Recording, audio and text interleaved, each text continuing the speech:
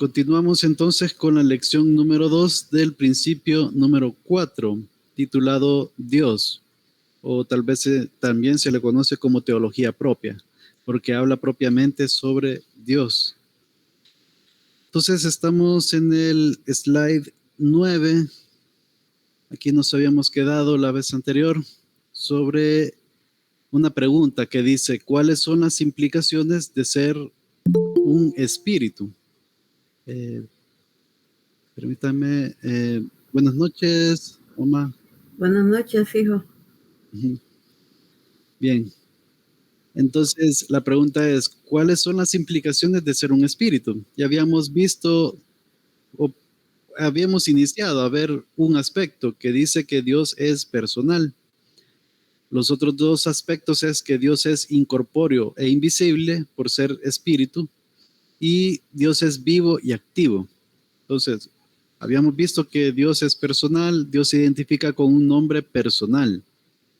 En este caso, en Éxodo capítulo 6, versículo 2. Quiero ver si lo puedo poner. Aquí está.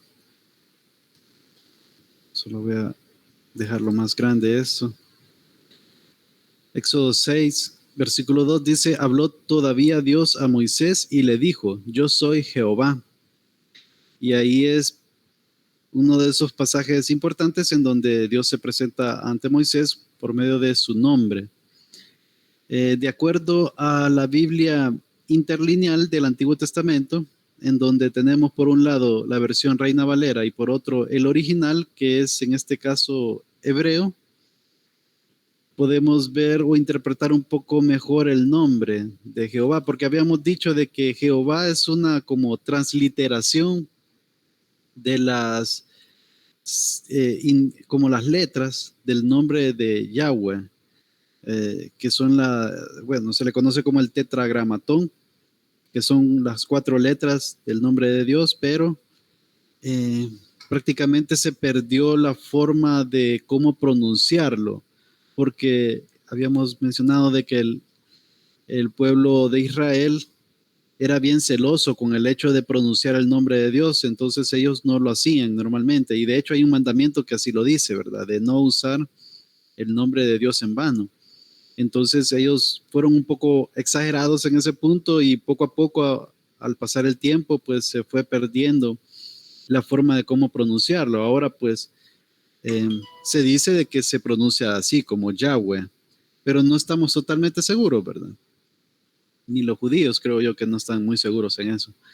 Pero bueno, o Yahvé, que es su forma como en español, de las mismas letras, o sea, colocándole las vocales de acuerdo a cierta teología al respecto, ¿verdad? Pero bueno, les traigo el original porque aquí hace referencia al nombre, Yahweh. Es de acuerdo al diccionario Strong de hebreo, diccionario hebreo, es el número 3068 y su pronunciación dice que es Jehová, o sea, porque solo son las siglas, o sea, las letras del nombre, no lleva vocales. Y lo que quiere significar es que es autoexistente o eterno, o sea, Dios es, en ese sentido, es autoexistente, no necesita de nada ni de nadie para existir, sino que simplemente es. Entonces, por eso es que es Dios, porque nosotros en esta realidad, en este universo que Él creó, pues vemos que todo tiene una causa, un efecto. O sea, hay causa y efecto, pero bueno, ¿quién creó todo el universo? Pues, ¿cuál fue la causa? Entonces, en este caso, la explicación de eso, el origen de eso es Dios. Entonces, por eso es que tiene que ser Dios un ser autoexistente, que no necesite que alguien lo haya creado, pues, sino que por eso es que se menciona que es eterno también. Entonces, de por ahí viene la palabra. Y pues él se presentó de esa forma, pues se presentó con ese nombre ante Moisés. Como yo soy el que soy, también tiene que ver con eso mismo, que es autoexistente. Dios es espíritu, un solo ser, invisible y personal. Así menciona en varios pasajes de las Escrituras que Dios es espíritu. Buenas noches, bienvenida hermana Yolanda. Buenas noches, hermano. Buenas noches. Bueno, entonces Dios es espíritu, por ser espíritu es invisible y es personal en el sentido de que nosotros podemos tener una relación íntima con Él, con Dios, a pesar de que nosotros somos seres creados, somos somos a imagen y semejanza de Dios, pero esa imagen y semejanza pues se distorsionó con la caída del ser humano, pero a pesar de eso pues Dios restaura esa relación con nosotros por medio del Señor Jesucristo. Entonces, en ese caso pues es un Dios personal.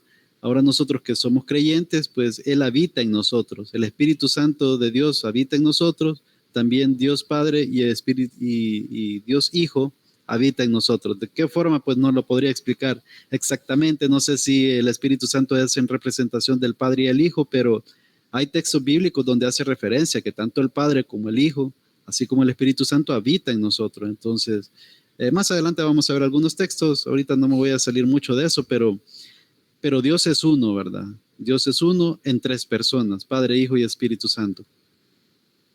Entonces dice, por lo tanto, es capaz de pensar, de sentir, querer y actuar. Por eso se menciona que es personal. Y vamos a ver varios pasajes más adelante donde vamos a ver la justificación de cada uno de estos puntos. También se menciona que Dios es incorpóreo e invisible. Por ser espíritu, es invisible. Quien ha manifestado a Dios Padre, Espíritu, ha sido el Señor Jesucristo, cuando vino y se encarnó aquí en el mundo, ¿verdad? Dice, a Dios nadie lo ha visto jamás. Eso lo leemos en el Evangelio según Juan, capítulo 1, versículo 18. Dice, a Dios nadie le vio jamás. El unigénito Hijo que está en el seno del Padre, Él le ha dado a conocer. Entonces, ahí podemos ver que el Hijo es el que nos presenta a nosotros al Padre. ¿Por qué? Porque Él vino y se encarnó. Entonces, de esa forma, pues es que Él nos hace conocer quién es el Padre, todo lo que nos enseñó, lo que dejó en su palabra. Y bueno, eso es lo que nos enseña la palabra. Un espíritu no tiene carne ni hueso, dice. Permítanme. Buenas noches, hermana Jessica, bienvenida. Ok. Hola, buenas noches, muchas gracias. Bueno, buenas noches.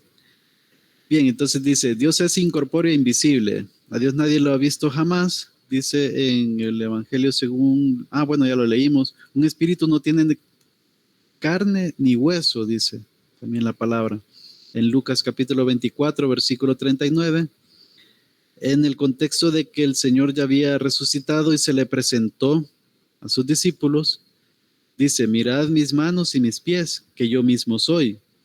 Recordemos que significaba eso de las manos y los pies, significaba de los clavos que fueron puestos al Señor, y a pesar de que tenía un cuerpo glorificado, un nuevo cuerpo perfecto, pues mantenía esas marcas de la cruz como un prototipo de ese cuerpo glorificado, y como pues obviamente Él es el Señor, ¿verdad? Entonces, eso son como las marcas de victoria, porque lo que pasó en la cruz realmente fue una victoria, porque Él venció la muerte, venció y posibilitó la salvación de todos nosotros por medio de ese sacrificio, porque pagó el precio por nuestros pecados, y en su resurrección, pues la glorificación, ¿verdad?, del Señor Jesús.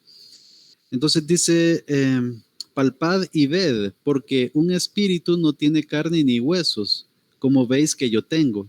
Entonces aquí está el meollo del asunto, ¿verdad? Que el Señor Jesús nos enseña algo espiritual, algo verdadero, de que un espíritu no tiene ni carne ni hueso. O sea, es algo que no se puede ver, no se puede tocar, no se puede percibir de alguna forma, pues, sino que a nuestro plano terrenal, pues nosotros no podemos comprender muy bien las cosas espirituales en ese sentido. Por eso es que necesitamos nacer de nuevo y pues discernir las cosas espirituales por medio del Espíritu que tenemos en nosotros y el Espíritu de Dios. Dice, el único que tiene inmortalidad, que habita en luz inaccesible y que a quien ninguno de los hombres ha visto ni puede. Eso nos enseña en 1 Timoteo capítulo 6, versículo 16. Entonces Dios sí se manifiesta en manera especial en la congregación de los santos, pero como espíritu está igualmente presente en todas partes a la vez. Es una perfección de Dios, es un atributo que tiene únicamente Dios, ningún ser creado lo tiene, solo Dios, de ser omnipresente, o sea, estar en todas partes. Él es espíritu y por eso es que puede hacerlo perfectamente sin ningún problema. Y Él pues de esa forma pues tiene esa relación con nosotros también, ¿verdad? De una manera especial, además como en la congregación. Acordémonos un pasaje que dice que donde 2 o 3 están reunidos en mi nombre, ahí estoy, dijo el Señor Jesús. Pues Jesús es Dios, efectivamente tiene esa perfección y atributo de Dios de ser omnipresente. Dios es vivo y activo. Jesús afirma en el Evangelio según Juan, capítulo 5, versículo 17, y Jesús le respondió, mi Padre hasta ahora trabaja y yo trabajo. En este contexto, los judíos lo estaban acusando de quebrantar el día de reposo, aunque el Señor Jesús, como Dios, como legislador de su ley, pues él sabía perfectamente cómo interpretar la ley. Quienes estaban confundidos y estaban añadiendo cargas a la ley de Dios eran los fariseos, los judíos, los doctores de la ley. Todos ellos estaban poniendo cargas que no eran necesarias, sino que no entendían el principio de los mandamientos. Entonces el Señor Jesús en muchas ocasiones les explicó, ¿verdad?, de en qué consistía ese principio del día de reposo. Les dijo que pues sí, que el día de reposo fue hecho para el hombre y no el hombre para el día de reposo. También les mencionó de que hacer lo bueno en el día de reposo está bien. O sea, no solo por ser día de reposo iban a dejar de hacer algo bueno porque era un ejercicio o un trabajo, algo que estaba prohibido, ¿verdad? Entonces había muchas cosas ahí que ellos estaban errando. Entonces en ese contexto, pues les hace ver eso el Señor Jesús, que mi Padre hasta ahora trabaja y yo trabajo. Y efectivamente, si Dios no trabajara, pues prácticamente el mundo dejaría de existir porque es sustentado por medio de Dios. O sea, todas las cosas creadas existen porque Él hace posible que existan y que todas las cosas caminen de la mejor manera. Quiero ver. Entonces Él está vivo y está activo, está trabajando. El Dios de la Biblia crea, sostiene, hace pacto con su pueblo, persevera a Israel y la línea de descendencia del Mesías. Bueno, aquí hace una mención de varias cosas. Lo que pasa es que si Dios no estuviera vivo ni activo, porque hay personas o hay algunas sectas que piensan de que Dios creó todo en 6 días y el séptimo descansó y hasta ahí, ¿verdad? Y que vea mi creación, a ver qué hacen, ¿verdad? Pero no, Dios siempre ha estado activo y ha estado pendiente de la humanidad. Sí descansó Dios en el séptimo día, pero descansó de crear, de hacer su tarea de creación de todo el universo, porque ya lo había hecho, pues. Pero no significa que Él estaba sin hacer nada, ¿verdad? Sino que Él está haciendo muchas cosas desde la antigüedad. Entonces, sostiene lo que le mencionaba. Si en un dado caso Él no pues trabajara, pues todo dejaría de existir o todo se desintegraría, no sé qué pasaría. Hace pacto con su pueblo. Podemos ver varios pactos que se han dado a nivel de toda la historia. El pacto adámico, el pacto noético, el pacto de Abraham, el pacto davídico y así sucesivamente. Preserva a Israel y la línea de descendencia del Mesías. O sea, hay toda una, bueno, desde Adán prácticamente está una línea de descendencia importante que es la del Señor Jesucristo, que pasa no necesariamente de un linaje de sangre, por así decirlo, porque nosotros si vemos la genealogía del Señor Jesucristo, vamos a ver peculiaridades. Por ejemplo, Rahab está dentro de la genealogía y Rahab no era judía, ¿verdad? Ahí podemos ver también que a partir de un pecado, pues como lo es el adulterio. David pecó con Betsabé y todo, ¿verdad? Dios lo castigó, pero sin embargo, pues lo perdonó también. Pero del hijo que surgió posteriormente con Betsabé, nació Salomón, y Salomón fue el próximo rey de Israel, ¿verdad? Y de ahí salió la descendencia del Señor Jesucristo. Entonces ahí podemos ver de que Él preserva esa línea de descendencia de una forma que nosotros no podemos comprender muy bien, dado que ahí vemos cómo se acerca esa línea de la voluntad del hombre y la soberanía de Dios, pero que no se topan nunca. Entonces, pues sí, es algo que se escapa de nuestro entendimiento, pero el punto aquí es de que sí está preservando, está trabajando. Llama profeta tras profeta, se encarga de hacer ese llamado a los profetas para que puedan tener esa tarea de ser el mensajero, la voz de Dios. Envía a su Hijo al mundo, al Señor Jesucristo, provee un sacrificio expiatorio para satisfacer su propia justicia, dado que nadie la puede satisfacer realmente. Solo el Señor Jesús, en él estaba destinado el plan de salvación. Levanta a Cristo de entre los muertos, edifica a su iglesia, es defensor de los pobres y oprimidos. Si bien muchas veces nosotros creemos que este mundo es cruel, es injusto, y sí, muchas veces nosotros no vemos que las cosas sucedan como deberían de suceder, ¿verdad? Pero al fin y al cabo, pues nosotros no entendemos todas las aristas, no vemos el bosque entero de todo lo que pasa en un acontecimiento. Entonces, la sabiduría de Dios sobrepasa todo lo que nosotros podríamos entender de las cosas, pero Dios está haciendo juicio y justicia aquí en la tierra. Entonces, si bien pasan cosas malas aquí, pues es parte del pecado, pues recordemos que nosotros somos seres caídos, bueno, ya somos reconciliados por medio de Cristo Jesús, ¿verdad? Pero el ser humano tiene una tendencia pecaminosa, entonces por esa tendencia pecaminosa es que las cosas no están como deberían de estar, o sea que todo ha sido por la entrada del pecado. Y bueno, es juez justo, consejero empático, siervo sufriente y libertador triunfante. Entonces Dios definitivamente es vivo y activo.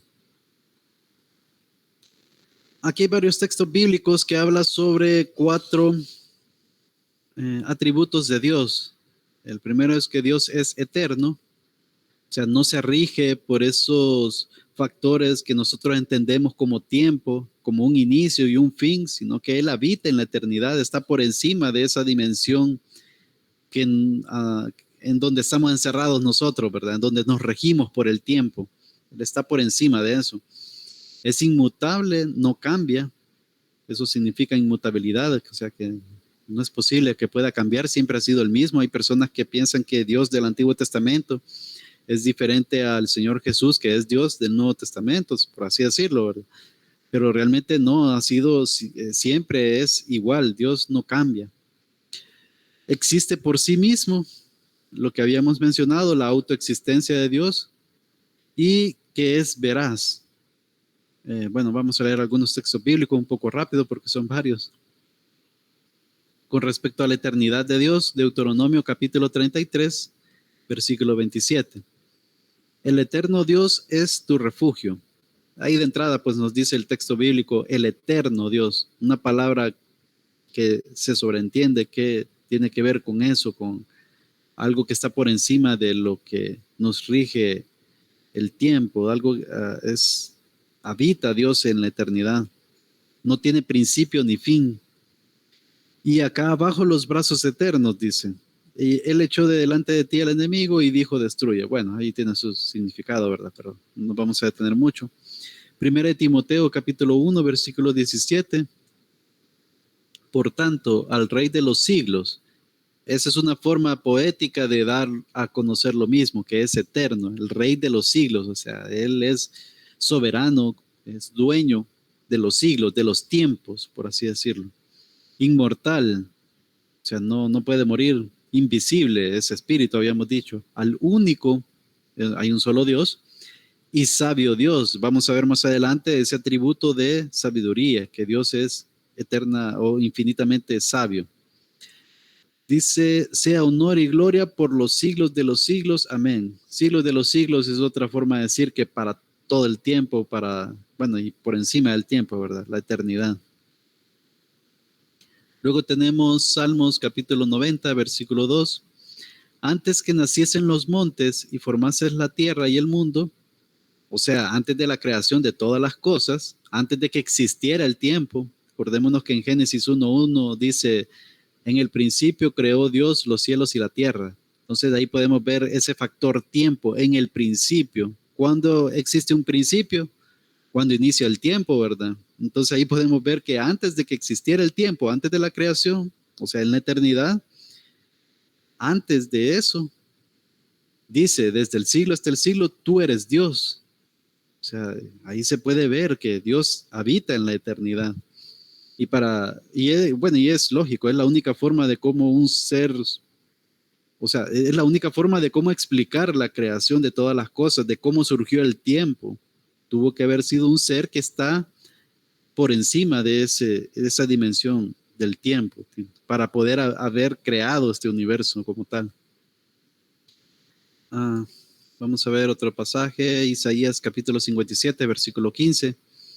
Porque así dijo el alto y sublime, el que habita la eternidad. Ahí vemos esa frase, habita la eternidad. Y cuyo nombre es el santo, el apartado. Yo habito en la altura y la santidad. La altura es algo inalcanzable, pues, para nosotros. Y la santidad totalmente apartado, diferente de todo lo que se conoce, ¿verdad? Y con el quebrantado y humilde de espíritu, para hacer vivir el espíritu de los humildes y para vivificar el corazón de los quebrantados. Y ahí eso es bien bonito porque nos da a entender que a pesar de que Dios es alto y sublime, que habita en la eternidad, que es santo, apartado totalmente, a pesar de que se mire que es inaccesible, Él habita en el corazón de los quebrantados y humildes de espíritu. O sea, interesante, ¿verdad? Que a pesar de que esas personas, nosotros, pues, de alguna forma, que hemos conocido al Señor, pues no tenemos de qué jactarnos, pues, porque al final, pues, somos personas que no somos menos que nada delante de Dios, pues, y Él nos ha sacado de lo más hondo, ¿verdad? Y tal vez no a todos, pero sí de alguna forma relativamente, pues nosotros hemos reconocido nuestra bajeza para poder llegar al conocimiento del Señor. Entonces, a pesar de nuestra bajeza, pues Dios está en nosotros. Creo que me hizo falta aquí. Apocalipsis capítulo 1, versículo 8. Dice, yo soy el alfa y la omega, el principio y el fin. Dice el Señor, el que es y que era y que ha de venir, el Todopoderoso. Aquí vemos, bueno, primero con eso de alfa y omega, ¿de dónde sale? Pues en el alfabeto griego se tenía pues que la primera letra del alfabeto es el alfa y la última letra del alfabeto es omega. Entonces da a entender como el principio y el fin, ¿verdad? Eso es más o menos lo que da a entender. El que es, que era y que ha de venir, o sea que Dios es Dios y está por encima de ese factor tiempo de nosotros, ¿verdad? Él está en un presente absoluto, se puede decir, o sea, mira todo como un presente. Bien, también Dios es inmutable, o sea, no tiene cambio, no cambia. Santiago capítulo 1, versículo 17 nos dice, toda buena dádiva y todo don perfecto desciende de lo alto, o sea, hablando de Dios, del Padre de las luces, o sea, Dios Padre, en el cual no hay mudanza, dando a entender que no hay cambio. Eso de mudanza, pues entendemos que mudarse es de ir a agarrar sus cosas y llevarlo de un lado para otro, ¿verdad? Entonces, en este caso, pues da a entender eso, que no cambia, no hay cambio, ni sombra de variación. Esto pensando en un reloj solar, en donde tenemos alguna cosa en medio, ¿verdad? Y el sol, pues, a medida se va moviendo, van cambiando esos grados, esa variación de la sombra. Pues aquí no, ¿verdad? Aquí no hay sombra de variación, o sea, dando a entender lo mismo, que Dios no cambia. La palabra nos está dando testimonio de ello. Malaquías capítulo 3, versículo 6 nos dice, porque yo soy Jehová, no cambio. Aquí nos dice claramente el texto bíblico por medio del profeta Malaquías, nos está hablando sobre Dios, esa característica, atributo, perfección de Dios, que no cambia. Por esto, hijos de Jacob, no habéis sido consumidos, dice. Otro texto bíblico, Hebreos capítulo 6, versículos del 17 al 18. Por lo cual, queriendo Dios mostrar más abundantemente a los herederos de la promesa la inmutabilidad de su consejo, o sea que su consejo, lo que Él ha determinado, su voluntad como tal, no cambia. Es lo que es y siempre ha sido así desde antes de la fundación del mundo. Él ya tiene determinado las cosas que Él ha determinado. Entonces dice, interpuso juramento para que por dos cosas inmutables, en las cuales es imposible que Dios mienta, tengamos un fortísimo consuelo los que hemos acudido para asirnos de la esperanza puesta delante de nosotros. Acordémonos que Dios hizo un pacto con Abraham, le dio una promesa y juró, o sea, interpuso un juramento para así cabal, o sea, como Dios no cambia. Entonces una promesa más un juramento, pues es algo como para darle confirmación a Abraham y a darnos confirmación a nosotros, pues que ese pacto que Dios le dio a Abraham, pues es inmutable y es perfectamente exacto, que va a pasar en la vida de todo aquel que es hijo de Abraham, espiritualmente hablando, ¿verdad? O sea, que somos parte de esa promesa, que somos hijos de Dios. Luego tenemos, quiero ver que, bueno, el otro atributo, perfección de Dios, que dice que existe por sí mismo. Quiero ver que había un salmo. No, perdón, me hace falta. Siempre sobre inmutabilidad. El Salmo 102, versículos del 25 al 27, dice, desde el principio tú fundaste la tierra, dice, y los cielos son obra de tus manos. Ellos perecerán, mas tú permanecerás. Y todos ellos como una vestidura se envejecerán, como un vestido los mudarás y serán mudados. Pero tú eres el mismo, y tus años no se cambiarán, no se acabarán, perdón. O sea, aquí podemos ver la inmutabilidad de Dios. Él no cambia desde el principio hasta el fin, hasta esa nueva tierra, ese cielo y tierra nueva que va a ser creado posteriormente, que bueno, que más que creado, yo considero que va a haber una transformación, va a haber un cambio radical en este universo, pues que va a ser perfecto, no necesariamente va a destruir todo y va a crear todo de nuevo, ¿verdad? O como otra creación, pero bueno, ahí podríamos diferir en pensamiento, pero el punto aquí es de que Él está presente en todo ese tiempo porque está por encima, habita en la eternidad, entonces, además de eso, pues no cambia. Desde el principio hasta el fin, pues Él ha determinado todas las cosas y sus pensamientos, lo que Él ha determinado, pues no hay cambio, no hay variación. Luego está Hebreos capítulo 1, versículos del 11 al 12. Dice, ellos perecerán, mas tú permaneces. Bueno, esta es una cita del Antiguo Testamento, de lo que ya leímos, ¿verdad? Prácticamente es lo mismo. Hoy sí, vamos al...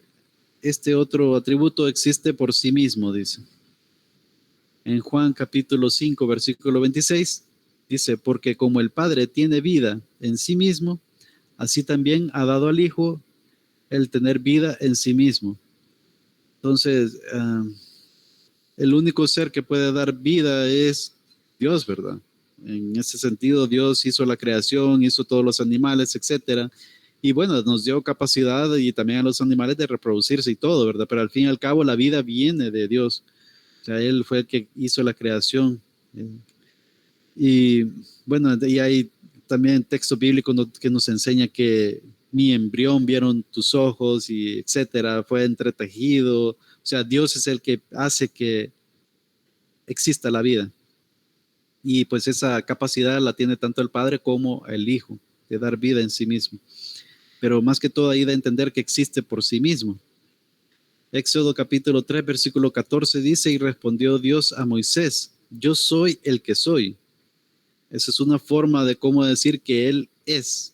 O sea, Dios es, y por lo tanto, pues, no hay nada que se le compare a Dios, ¿verdad? Y dijo, así dirás a los hijos de Israel, yo soy, me envió a vosotros. Por ahí había oído yo una herejía que decían de que cuando se refiere a yo soy, o sea, estaba diciendo como que Moisés se estaba haciendo pasar como de Dios, o que nosotros somos como dioses, que somos como Jehová Juniors, cosas así. Y no, ¿verdad? O sea, hay que ubicarse, ¿verdad? Nosotros somos hijos de Dios, sí, por medio de la fe en Cristo Jesús, pero somos hijos adoptados, mientras que el unigénito del Padre, el unigénito, o sea, es uno, el Hijo de Dios, el Señor Jesús, es Dios, tiene su misma naturaleza. Son tres personas, ¿verdad? En un solo Dios. Por eso es que no hay nadie que pueda decir que se puede, o sea, que pueda comparar con Dios, ¿verdad? Luego tenemos Hechos capítulo 17, versículos del 24 al 25. El Dios que hizo el mundo y todas las cosas que en él hay. El único creador de todas las cosas ha sido Dios, porque hay personas que dicen, digamos cuando dice hagamos al hombre a imagen y semejanza, hay personas que dicen ese hagamos, no defendiendo la Trinidad, sino que dan a entender de que los ángeles participaron de alguna forma en la creación, pero eso no es lo que enseña la Biblia. El único ser que creó el universo, que hizo la creación, es Dios. No fue ayudado por ángeles ni nada de eso, sino que Dios hizo la creación. Dios en tres personas, pues Padre, Hijo y Espíritu Santo. Entonces dice, el Dios que hizo el mundo y todas las cosas que en él hay, siendo Señor del cielo y de la tierra, no habita en templos hechos por manos humanas, ni es honrado por manos de hombres, como si necesitase de algo. Eso es interesante porque hay algunas personas que piensan que Dios se alimenta de nuestra adoración o que es una forma que lo hace poderoso o algo así. Hay algunas personas que tienen algún tipo de pensamiento así, ¿verdad? Pero no, Dios no necesita nada de nosotros. Él no es que necesitaba, digamos, que le sacrificaran animalitos o algo así. Hay otro pasaje en donde dice que si Él necesitara de algo, no nos los pediría a nosotros porque Él es el dueño de todas las cosas. Entonces tenía un significado ese tema de los sacrificios, ¿verdad? Tenía el significado en Cristo Jesús, el sacrificio definitivo. Pero bueno, el punto aquí es de que Dios es Dios.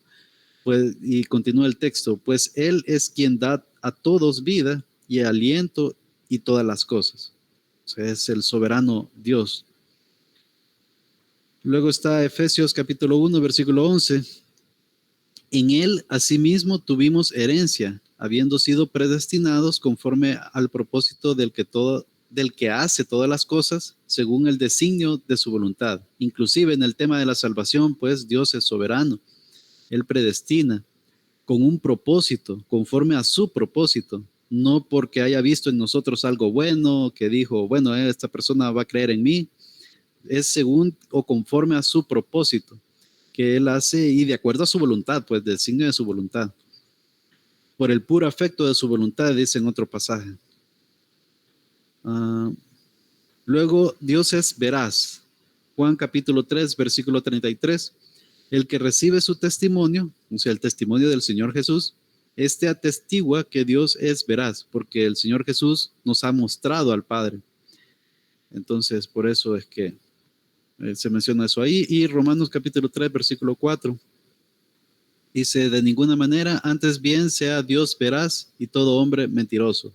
Dios es veraz. Dios, todo lo que ha determinado, nos ha dejado en su palabra, pues es verdad absoluta. Yo por eso, pues yo, no sé, yo le tengo mucha estima a la Biblia y si la Biblia me dice X cosas, pues, y así debemos ser todos y seguramente ustedes serán así, de que esa es nuestra suprema norma de fe y conducta, ¿verdad? Si hay algo, inclusive un pastor o a alguien que se crea apóstol o que se crea ángel, arcángel, no sé, que esté diciendo algo que esté en contra de lo que la Biblia dice, entonces debemos de huir ahí, ¿verdad? Y tener todas las alarmas encendidas y pues tener cuidado porque la palabra de Dios pues es su palabra y todo lo que está escrito en la Biblia pues es veraz, es verdadero. Inclusive aquí mismo hace referencia a la misma escritura, a un pasaje del Antiguo Testamento, para que seáis justificados en tus palabras y venzas cuando fueres juzgado. Pero bueno, Dios es veraz y pues nosotros somos, pues no lo somos, ¿verdad? No somos veraces, somos mentirosos, fallamos, etc. Otro atributo o perfección de Dios es que es omnisciente. La omnisciencia tiene que ver con que Dios todo lo sabe. Una definición sencilla es conoce todas las cosas reales y posibles, y eso es interesante, o sea que cualquier cosa que pudo haber sucedido, Dios sabe cómo pudo haber sucedido. Entonces, es algo así como los multiversos, ¿verdad? Pero realmente no es que exista el multiverso como tal, sino que simplemente estamos en el universo que Dios ha determinado, que es, eh, bueno, Dios es omnisciente, pues, vamos a leer primera de Juan, capítulo 3, versículo 20. Pues si nuestro corazón nos reprende, mayor que nuestro corazón es Dios, y Él sabe todas las cosas. Ahí pues la palabra en un versículo que está hablando de X cosa, nos da una verdad absoluta. Y bueno, a muchas personas no les gusta eso de la Biblia, ¿verdad? Que dice algunas cosas que son absolutas, pues, o sea, lo dice tajantemente como una verdad absoluta. Y muchas personas creen que las cosas son relativas, todo es relativo, etcétera, pero no, ¿verdad? Eh, Dios es perfecto, ¿verdad? Entonces, si la Biblia me dice que Él sabe todas las cosas, eso es. O sea, Dios es omnisciente, todo lo sabe. La deidad se conoce a sí misma en el sentido de que cada miembro de la Trinidad conoce a los otros. Eso lo podemos ver en Mateo capítulo 11, versículo 27. Todas las cosas me fueron entregadas por mi Padre, y nadie conoce al Hijo sino el Padre, ni al Padre conoce a alguno sino el Hijo, y aquel a quien el Hijo lo quiera revelar. Ahí podemos ver que Padre e Hijo, pues se conocen totalmente porque son de la misma naturaleza, pues están unidos en ese sentido. También en 1 Corintios capítulo 2, versículo 11, dice, porque ¿quién de los hombres sabe las cosas del hombre, sino el espíritu del hombre que está en él? Efectivamente, quien nos conoce a la perfección es el espíritu del hombre, el que habita en nosotros, ¿verdad? Nuestro espíritu. Entonces, haciendo ese símil, dice, así tampoco nadie conoció las cosas de Dios, sino el espíritu de Dios. Ahí podemos ver, o sea, vimos que Padre e Hijo, pues, se conocen. En este caso, pues, también vemos que todas las cosas de Dios, pues, lo conoce el Espíritu de Dios. Entonces ahí vemos la Trinidad nuevamente, ¿verdad? Y lo que expresa aquí la palabra, solo Dios conoce plena y completamente a Dios. Bien, entonces Dios conoce todo lo que queda fuera de sí mismo, incluyendo los pensamientos y hechos de la humanidad. Hay un pasaje aquí en el Salmo 139, bastante largo, no lo vamos a leer por cuestiones de tiempo, obviamente. Pero todo este capítulo habla sobre la omnipresencia y la omnisciencia de Dios. Vamos a leer algunos versículos, por ejemplo, en el capítulo 139, versículo 1. Oh Jehová, tú me has examinado y conocido en tiempo pasado, ¿verdad? Se oye. Tú has conocido mi sentarme y mi levantarme, has entendido desde lejos mis pensamientos. Y podemos ver que Dios conoce todo de nosotros, sabe hacia dónde vamos, sabe de dónde venimos, etc. Has escudriñado mi andar y mi reposo, y todos mis caminos te son conocidos. Hasta los que no pude, hasta los que pensé caminar, ¿verdad? Todo Él lo conoce. Pues aún no está la palabra en mi lengua, y he aquí, oh Jehová, tú la sabes toda. Detrás y delante me rodeaste, y podemos ver esa omnipresencia de Dios, y sobre mí pusiste tu mano. Obviamente aquí estamos hablando de un antropomorfismo, creo que se llama, de que Dios es espíritu, no tiene mano, ¿verdad? Pero esto nos da a entender de una forma humana que Dios es cercano a nosotros. Él su presencia está en todas partes. Tal conocimiento es demasiado maravilloso para mí, alto es, no lo puedo comprender, y de hecho a nosotros también nos cuesta entender esto, ¿verdad? De la omnipresencia de Dios y la omnisciencia de Dios. ¿A dónde me iré de tu espíritu? ¿A dónde huiré de tu presencia? Si subiera a los cielos, allí estás tú.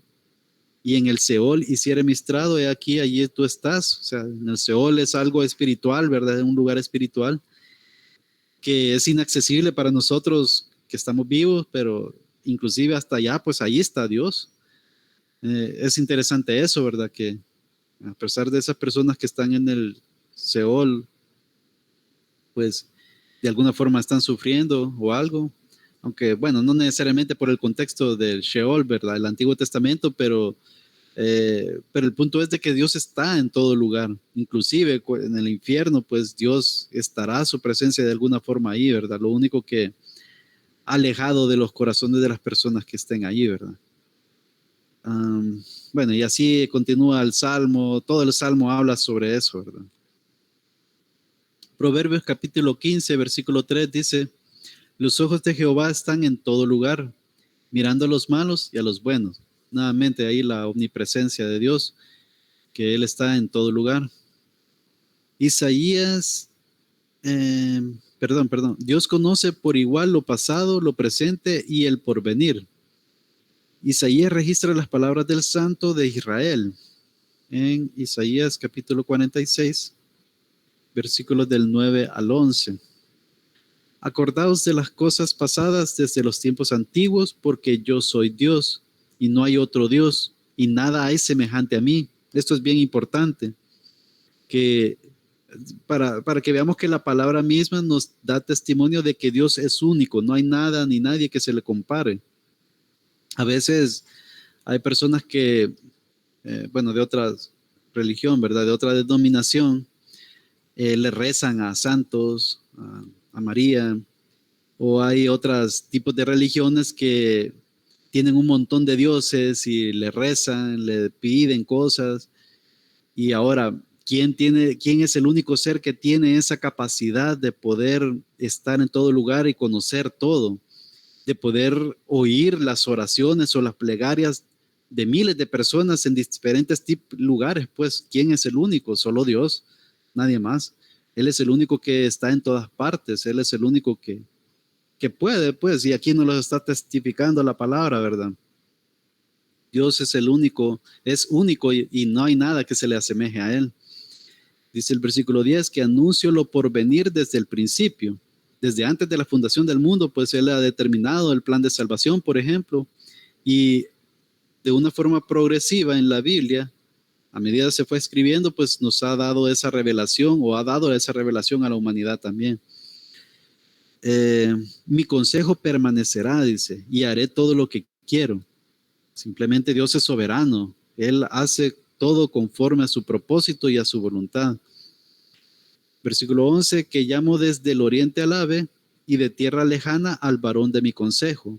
Yo hablé y lo haré venir, lo he pensado y también lo haré. En este pasaje, según el contexto, Isaías está profetizando, está dando palabras de Dios y está dando a entender de que, o se está haciendo referencia a Ciro, al rey Ciro, según el contexto, pero bueno, ahí pues por eso es que está hablando de que él da a conocer las cosas antes que sucedan, ¿verdad? Para que nosotros sepamos, o esas personas en ese tiempo sepan de que él es Dios. Pues era un testimonio muy claro, ¿verdad? Para el pueblo de Israel. Entonces Dios desde su eternidad, Él ve lo que ocurre, lo que ha acontecido y lo que sucederá. O sea, Él lo sabe todo, ¿verdad? Está por encima del tiempo. Entonces por eso es que es bien curioso, ¿verdad? Por eso ese pasaje que dice que Dios es bueno y que para siempre es su misericordia. ¿Cómo es posible que Dios tenga misericordia para siempre? Es por eso, ¿verdad? Porque Él ya nos conoce, pues sabe en qué vamos a pecar de aquí hasta que nos muramos. Y a pesar de eso, pues Él nos amó y nos eligió, nos predestinó para salvación. Llega un momento en nuestras vidas que conocemos el Evangelio, llega el Espíritu en nosotros, creemos en el Evangelio, creemos en el Señor Jesucristo, hay un nuevo nacimiento, etcétera. Y bueno, en ese momento nosotros empezamos a ser hijos de Dios, ¿verdad? Entonces, efectivamente, nosotros vamos a seguir pecando más adelante. Y no por eso, pues, Dios nos quita la salvación. Por eso es que la salvación no se pierde, porque Él está por encima del tiempo, y si Él ha determinado salvarnos es porque va a ser efectivo. Entonces ahí se aplica, ¿verdad? Para siempre su misericordia. ¿Para quién? Para con los que tiene misericordia, no para todo el mundo, ¿verdad? Dios es infinitamente sabio. Esta es otra característica, otro atributo o perfección de Dios. ¿Qué es la sabiduría? Una definición así básica es la aplicación del conocimiento para alcanzar un fin. Es aplicar el conocimiento que tengo, ¿verdad? La sabiduría de Dios implica que Él usa los mejores medios posibles para alcanzar los fines que ha establecido para sí mismo. Dios no es solamente omnisciente, que todo lo sabe. No es de una forma pasiva de que Él sabe todas las cosas, sino perfecto en sabiduría también. Él ha determinado todas las cosas.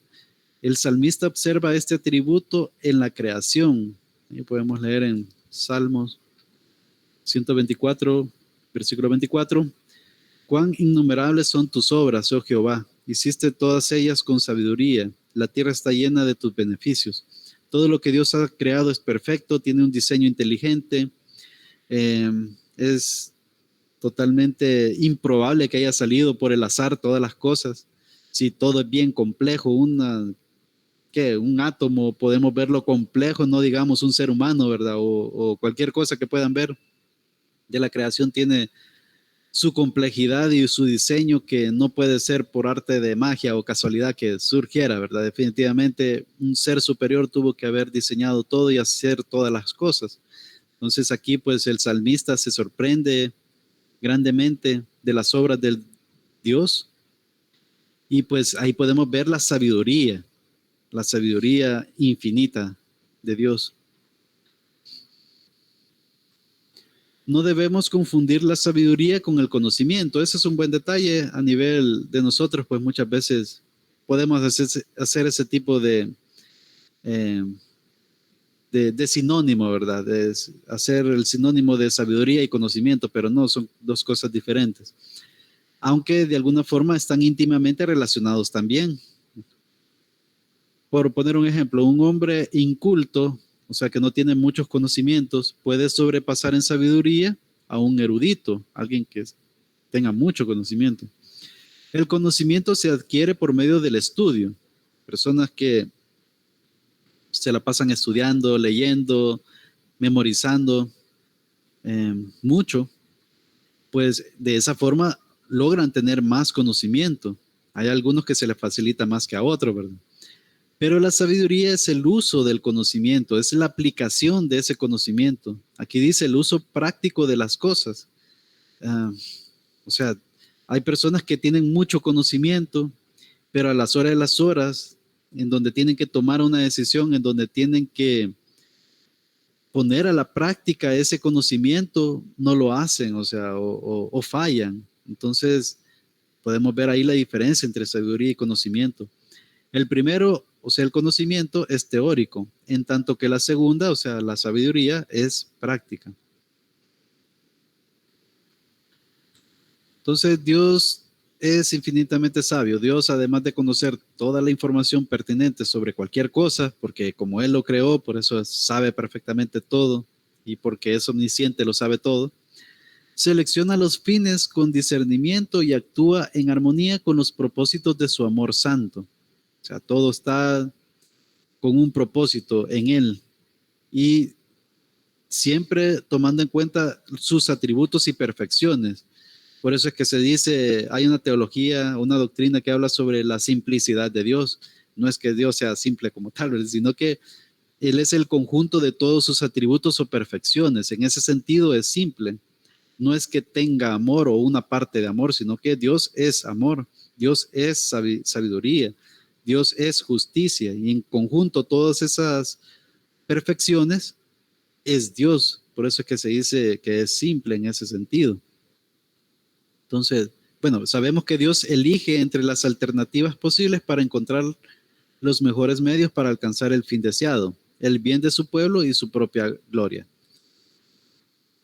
Romanos capítulo 8 nos da ese ejemplo de lo que he mencionado. Y sabemos que a los que aman a Dios, todas las cosas les ayudan a bien. Esto es, a los que conforme a su propósito son llamados.